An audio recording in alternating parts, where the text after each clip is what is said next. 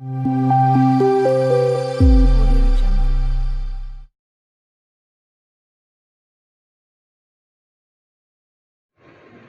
গ্রামে থাকতো দুজন বন্ধু, রাহুল ও রোহিত।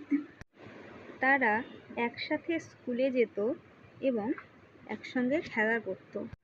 সবসময় একে অপরের পাশে থাকতো। একদিন তারা জঙ্গলে ঘুরতে গেল। হঠাৎ সেখানে এক ভাল্লুক তাদের সামনে এসে দাঁড়ালো। রাহুল তো ভয়ে গাছ বেয়ে উপরে উঠে গেল, কিন্তু রোহিত জানতো না যে সে এবার কি করবে। সে মাটিতে মরার ভান করে শুয়ে রইল।